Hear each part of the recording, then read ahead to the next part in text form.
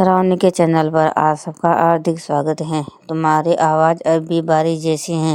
बरसात की पहली फुहार जब जमीन पर टकराती हैं तो मिट्टी महक उठती है।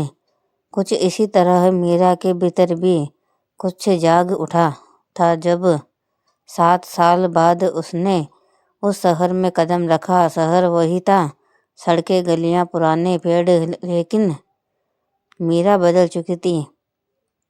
या शायद वह सिर्फ बाहर से बदली थी। वह शाम जहाँ सब शुरू हुआ, कॉलेज के ऑडिटोरियम में हलचल थी। नए छात्रों का पहला दिन, नई उम्मीदें, नए चेहरे। मीरा पिछली कतार में बैठी थी, शांत, थोड़ी सहमी हुई। तभी मंच पर एक आवाज़ गूंजी, अगर आप जिंदगी को समझना चाहते हैं तो लोगों को सुनना सीखिए। मीरा चौंक गई। वह आवाज़ साफ, गहरी और अजीब तरह से सुकून देने वाली। मंच पर आर्यन खड़ा था, आंखों में आत्मविश्वास, होठों पर ठहराव।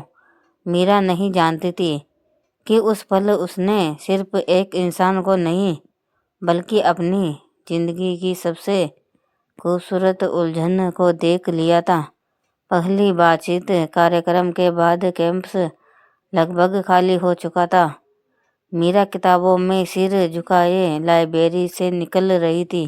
तभी तुम्हें ये कविता पसंद है? वह घबरा गई। सामने आर्यन था। हाँ हाँ, वह हकलाकर बोली। तुम्हारी आंखें कविता पढ़ने वाली लगती हैं।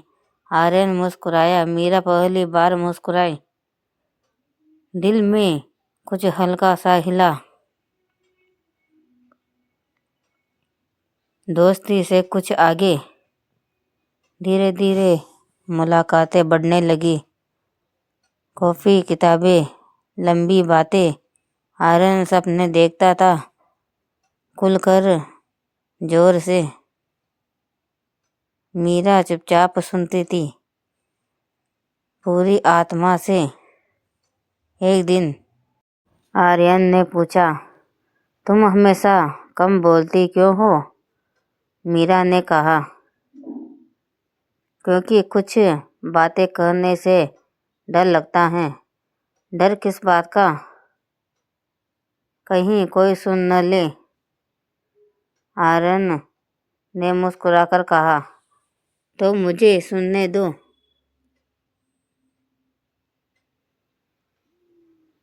प्यार की शुरुआत।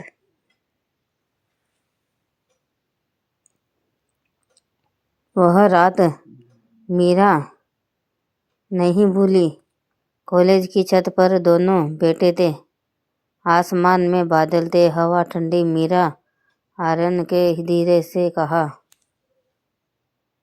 अगर मैं कहूँ कि तुम्हारे बिना मेरी बातें अधूरी हैं। मीरा ने कुछ नहीं कहा, बस उसका हाथ थाम लिया। इस स्पर्श में शब्दों की जरूरत नहीं थी। वह प्यार था, सादा, गहरा, सच्चा। सपनों की कसमें। वे वादे नहीं करते थे, वे भरोसा करते थे। अगर हम अलग ही हुए, आर्यन ने कहा, तो भी एक दूसरे के अंदर रहेंगे। मीरा हंस दी। ऐसा प्यार सिर्फ कहानियों में होता है। आर्यन ने उसकी आंखों में देखा। तो चलो अपनी कहानी लिखते हैं। जिंदगी का मोड़। एक दिन आर्यन की नौकरी लगी। दूसरे शहर में खुशी थी, लेकिन डर भी। मैं बदल जाऊं तो? मीरा ने पूछा। आर्यन ने माथे पर हाथ रखा। अगर बदला तो याद दिला देना कि मैं कौन था।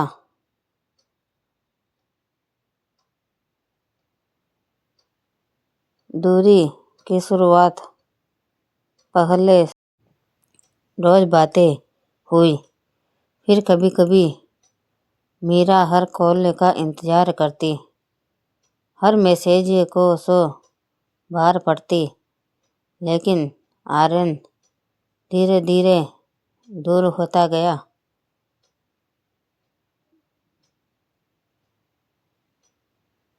टूटन एक दिन सिर्फ एक मैसेज आया, मीरा मैं तुम्हें वो जिंदगी नहीं दे पाऊंगा जिसकी तुम हकदार हो।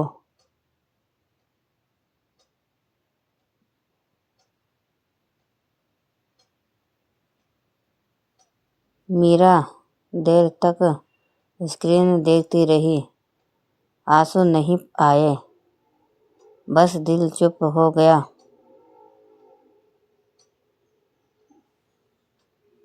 खुद को जोड़ना, मीरा ने खुद को लिखने में डुबो दिया। उसकी आवाज़ रेडियो पर आने लगी, लोग उसकी कहानियों में अपना दर्द ढूंढते, लेकिन हर कहानी में कहीं न कहीं एक अधूरा आर्यन होता। 7 साल बाद और आज बरसात की वह खुशबू, रेडियो स्टेशन के बाहर खड़ा आर्यन, तुम्हारी आवाज़ अब भी बारिश जैसी है, उसने कहा। मीरा टिटक गई, सामने वही आंखें थी, अब और भी थकी हुई। आखिरी बातचीत क्यों गए थे? मीरा ने पूछा। क्योंकि डर गया था, आर्यन ने सच कहा, प्यार से, खुद से। मीरा मुस्कुराई,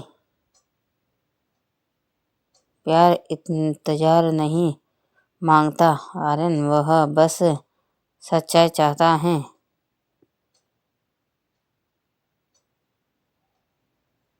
अंत या शुरुआत? बारिश तेज हो गई, आर्यन ने कहा। अगर आज भी फिर से शुरू करें? मीरा ने आसमान देखा, कुछ कहानियाँ लौटने के लिए नहीं होती, वह बोली, वे बस हमें यह याद दिलाने आती हैं कि हम कभी बहुत गहराई से जिए थे। मीरा आगे बढ़ गई, पीछे रह गई बारिश और एक आवाज़ जो हमेशा उसके दिल में बजती रही। कहानी पसंद आए तो लाइक सब्सक्राइब करना ना भूलें।